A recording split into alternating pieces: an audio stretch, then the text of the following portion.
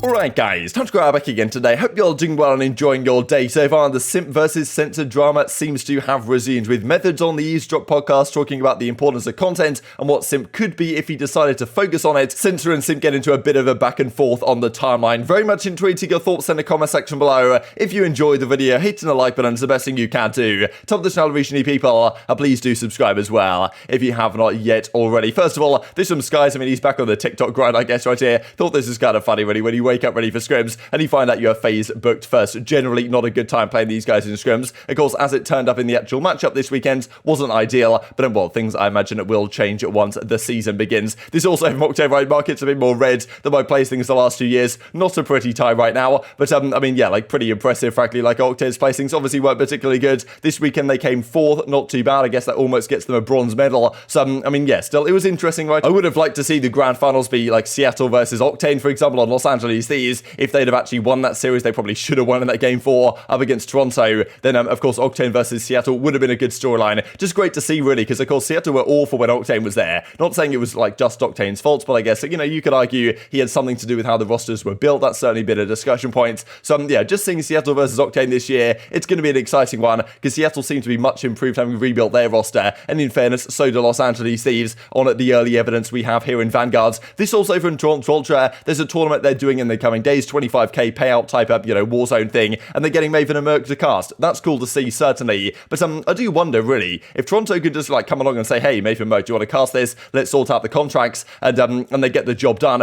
Why is it so hard for the CDL, right? We always talk about, even last year, when they did want to bring these guys back, and there was issues with, like, you know, contract negotiation and pricing and all this type of stuff. Seems like these guys at least can work it out. Obviously, this is a one-off tournament, so maybe it's slightly easier to do in terms of just, like, you know, what's your daily rate and stuff like this. But yeah, for the CDL, you'd have thought that if they wanted to, they could make it work. People are certainly hoping that for the regular season, they'll reach out to these guys and make it happen, but doesn't seem all that likely at the moment. Maybe at some point, but this obviously shows they're still willing to cast, right? They're not wanting to go away from casting Call of Duty, but unfortunately, doesn't seem like they're going to be there on the mainstream, which still a massive shock, really, and a massive surprise going into the new season. On a slightly more positive front, the Call of Duty League have actually started now doing match highlights for the regular matches, which is pretty cool. I think some people were saying they're a bit hard to follow, and the ones on the Breaking Point channel come out much quicker, so you know the guys over there doing a killer job. But still, I guess this is a cool thing to see. They used to just post the matches, right, which they still do, but now there's match highlights they do, and you know, if they stepped up the thumbnails, you could actually get decent views. But you know, who am I to say? This also from Clayster, speaking of content, discussing types of content that New York might potentially come out with this year, as he says, what type of stuff do you want to see? Obviously, we want to avoid streaming scrims due to the nature of things.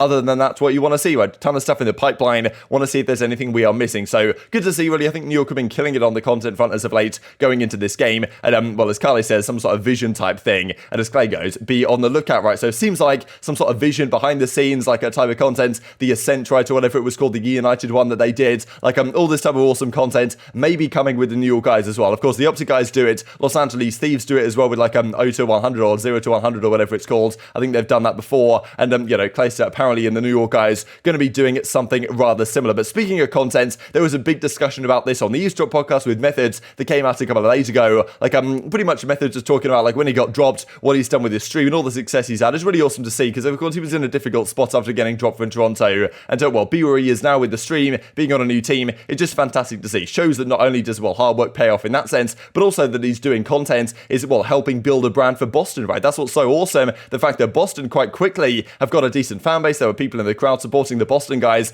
Probably a large part of that is because Methodz streams their scrims very often. We get to see a lot of what Boston are doing, and that's a major part of why Boston have had the success they've had, I think, coming into that league pretty last minute as that 12th spot. But yeah, a few interesting things that Methodz has to say. First, he's saying, yes, okay, competing comes first. That's number one. But Hex is like, look, if you can do both alongside each other, like Scump's done for many years, like it's not really going to detract from your performance, right? Of course, he still wants to give 100% and needs to for his teammates, but that means there's sacrifices to be made. The other point he makes is about Simp, right? And basically saying, look, Simp's the most talented player we have in Call of Duty, but you know, on the content front, he doesn't really do all that much. He has the potential to, you know, be the face of Call of Duty, right? To be the next guy up, because, you know, people would certainly watch him play the game, but you know, he doesn't stream, he doesn't maybe do what is necessary to, well, hit that level, and maybe as a result, squandering his chance to some degree of becoming that next face of COD. Competing has to come first, otherwise I wouldn't admit, like, it's not fair to my teammates, the org, myself. I'd competed if I wasn't going to go full throttle. Like, they're both equally important, yeah, and you have to do both of them with your heart if you want to. That's why I'm streaming streaming scrims right now is because, like, first off, no one's really doing it. We're trying to grow the brand. I'm trying to grow my brand. Smart. People are going to get behind the team more if they can see more of us. Yeah. People can't watch what they can't watch. So just press go live or start. Let's look at someone like Simp, probably known to be the best player in the world the past few years. He's made probably $1 million the past couple of years just playing. Imagine if that kid streamed every single day. Because maybe at first it's not going to be what he wants, right? Maybe 100, 200, 300 viewers. It's going to be not what he wants. That kid streams for a year straight, and he's winning events and playing the way he plays. He's going to blow up. Get on TikTok, hire an editor. Like, it's just a perfect storm. I'm just using him as an example, but like, he's so successful, but like, that kid could really be like one of the faces of the future generation. So Agreed. So young too. Yeah. That's why Shotzi, I tell him nonstop. Shotzi's doing good. Yeah.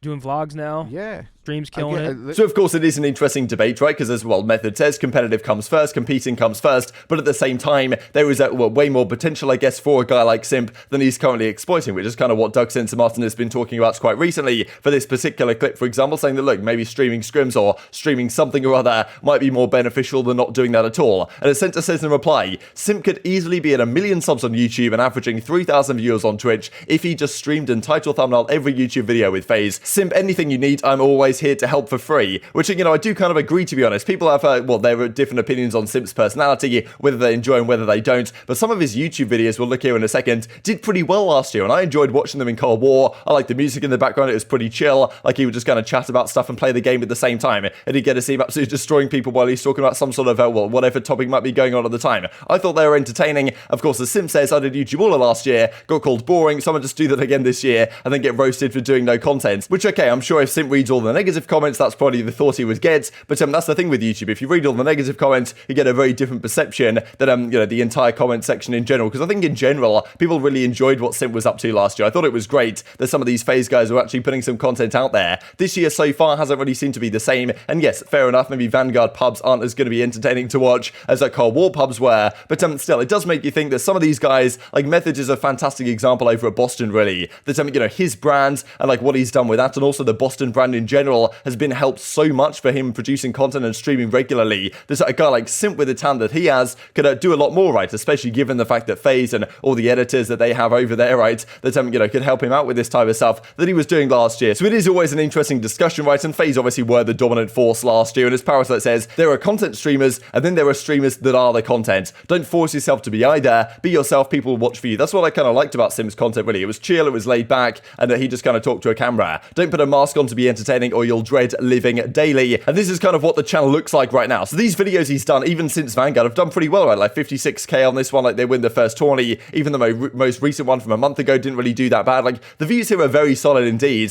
45k subs. Like if you look at the most viewed of all time, 4 months ago from the start of Vanguard, 140k views. Like talks about stage 5, right, when FaZe lost to Optic, that has almost 100k. So, this type of content was doing rather well. The thumbnails were good, the titles were good, and I thought it was good to see Simp getting involved in stuff like this last year. It wasn't every single day, but it was a step in the right direction, right? And if Simp continued doing this, I'm sure, he could gain a lot of fans, right, and do a lot for Call of Duty players potentially inside the league as well, getting more fans from elsewhere. Definitely an interesting discussion. Doug's, obviously trying to help him get along this track, and, obviously Methodz has had great success doing very similar things. This also I thought was kind of funny, really, from Simp. So as he says just before the finals, this final's about to go crazy, and this guy Reality Check comes back with this. Nervous Streets, remember the guy in Crim's Twitch at the beginning of Vanguard, who told you everything you'd ever achieve is pointless, nobody cares about you, whether you win or lose, you're a nobody. Like, I don't understand these people that actually take their time to, to type this stuff out, right? Playing on the cheesiest CODs of all time. Everyone knows these CODs are horrible compared to the golden era. So much more randomness, so much more BS. Nobody cares anymore. You were just born at the wrong time, but nothing would have been different. Enjoy your meaningless career. And then, of course, he hits him with the final one, like the final jab to the throat. But as Simp says, this guy's still watching Black Ops 2 chaps or something. So that's the thing, right? If you are a pro player, you get these kind of comments. You just I don't know, just mute the guy, just get rid of it or something. But if you find it funny, I guess tweet it out as well. But as Pamaj says, no shot, this is a real breathing human who actually walks this planet. And the Simp goes, yeah, he doesn't even follow me. Gotta be Crim on a ringer, right? So maybe that's just Crimsix, like he kind of said he was in Crimsix's chat saying this type of stuff ages ago. So maybe this is Crim's ringer account or Crim's burner that he's just going to use to talk trash to other pros on the timeline to get into the head-to-head of big matches. Like, I wouldn't put it past him, to be honest. Anything for the victory. You guys remember when he changed his name to C6 apparently for the purpose of making his name smaller so he was harder to see in Modern Warfare, and it has obviously kept it that way ever since, I suppose. Doesn't seem to have kept it that way this year, though. He was actually Crimsix again, so maybe he realised it didn't seem to make all that much difference in the results that they were getting. This also from Censor I thought was kind of sad in a way, right? But it just kind of goes alongside with what Censor's doing right now and trying to become the best playing in challenges. It's a tough time, right? He's 27 years old. A lot of the guys he's competing with are like 18, 19, up and comers, kind of a different age bracket, different level of maturity, I guess, different level of achievement that they've had in the past. Like, it makes things really difficult, I guess, for him to make friends with some of these guys. As he says, these guys grew up hating me for beating up to get the finals. I have zero friends, at least I guess that he's met in the pit, right? I'm sure he has friends and people in the replies who are trying to give him some support, and I haven't met a single person in the pit on LAN, because unfortunately there is no LAN environment right now for these guys to play in. It's a tough spot. But there goes Dark, he's at it again. Hopefully things work out for the best for him and all this type of stuff. This also from aBeZy, right, I thought was kind of incredible. All the FaZe guys, including I'm pretty sure like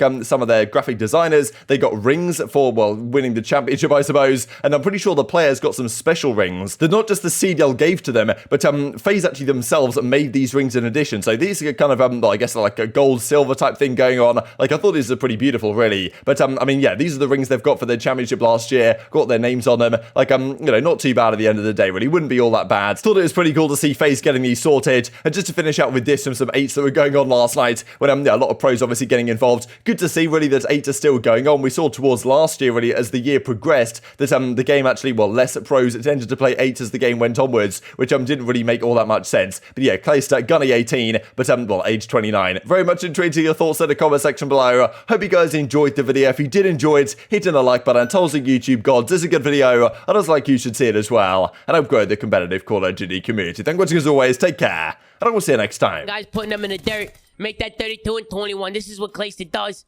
He takes care of business. It's another day in the office. There goes Zinny once again. 33 kills. Can he keep it going? Yes, he can. Clayster reading them like a book. This guy's playing him like a fiddle. Let's see what he can do here as he jumps up to this little credit area, the map on top of this tank. He's going to take down Nasty. He's still going, ladies and gentlemen. Oh, baby! Clayster, ladies and gentlemen, doing what he does. This is why he's a multi-world champion. This is why he's a multi-champion. This is why he's one of the best of the best. This is what Clayster does. Age 29, but Gunny.